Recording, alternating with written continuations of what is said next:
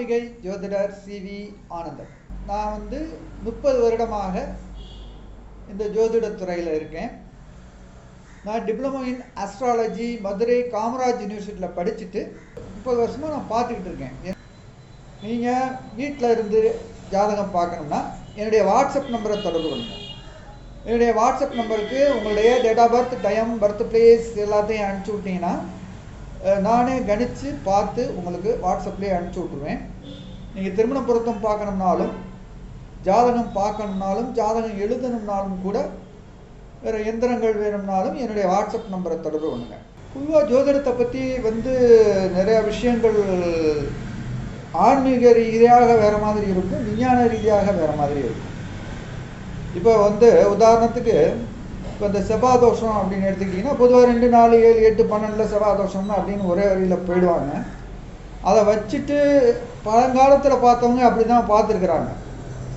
ஆனால் இப்போ அந்த குரூப் அதில் நிறையா விதிவிலக்கு இருக்குது. ஒரு லைனில் நம்ம சொல்ல முடியாது. இருந்தாலும் அது ஃபஸ்ட்டு அந்த தசா புத்திகள் வந்தால் தான் நமக்கு அந்த கெடுதலான பலன்களை கொடுக்கும். இப்போ உங்களுக்கு கன்னியா லக்னம், நீங்கள் உங்களுக்கு 8க்குரிய செவ்வாய் 8லேயே ஆட்சியாக இருக்குது அப்படின்னா அது செவ்வாய் தோஷம்னு எடுத்துக்கிட்டாலும் அந்த செவ்வாய் திசை உங்கள் லைஃப்பில் இப்போ நீங்கள் கன்னியா லக்னம் மிருகசீரிஷ நட்சத்திரத்தில் பிறந்திருக்கீங்கன்னா நீங்கள் சின்ன பிள்ளையிலே செவ்வாய் போயிடும், உங்கள் லைஃப்பில் செவ்வாயே வராது. அப்போ உங்களுக்கு அந்த செவ்வாய் தோஷத்தினுடைய பாதிப்புகள் இருக்காது.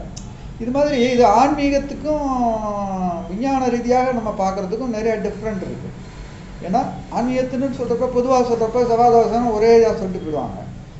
எதுவுமே தசா புத்திகள் கையில் தான் லைஃப் இருக்குது. ஒரே வரியில் சொல்லணும்னா இப்போ எனக்கு 2 கிரகம் உச்சம், 3 கிரகம் உச்சம் அப்படின்லாம் நிறைய பேர் எல்லாம் சொல்லுவாங்க. குரு ஆட்சியாக இருந்தால் பெரிய கோடீஸ்வரன் எல்லாம் நம்ம இந்த எல்லா பொது விஷயங்களையும் நம்ம விட்டுறணும். நமக்கு அந்த தசா புத்திகள் இப்போ ஒரு லக்னத்துக்கு யோக தசா புத்திகளை நம்ம பொதுவாக 1, 5, 9 அப்படி சொல்லுவோம். 2வது எடுத்துக்கிட்டிங்கன்னா 2க்குரிய 2, 11 அதை நம்ம சொல்லுவோம். இந்த தசா புத்திகள் வந்தால் தான் யோகம் அப்படின்னா இது உங்கள் லைஃப்பில் கரண்ட்டில் உங்கள் ஒரு முக்கியமாக 30லேருந்து ஒரு 60க்குள்ளே வரணும். அப்போ தான் அந்த தசா புத்திகளுடைய வைப்ரேஷன் உங்களுக்கு வேலை பார்க்குமே தவிர இப்போ உங்களுக்கு இப்போ நல்ல தசாபுத்தி ஒரு 5க்குரிய தசாபுத்தியே வரணும் அப்படின்னா உங்களுக்கு அந்த கரெக்டான அந்த டைமிங்கில் வரணும். இந்த டைமிங் போயிடுச்சு அப்படின்னா ஒரு 65 வயசில் வந்ததுன்னா வேஸ்ட்டு தானே உங்களுக்கு. அது மாதிரி இந்த பொதுவான பலன்களை எப்போவுமே நீங்கள் நம்ப வேண்டியதில்லை அப்படிங்கிறது என்னுடைய கருத்து.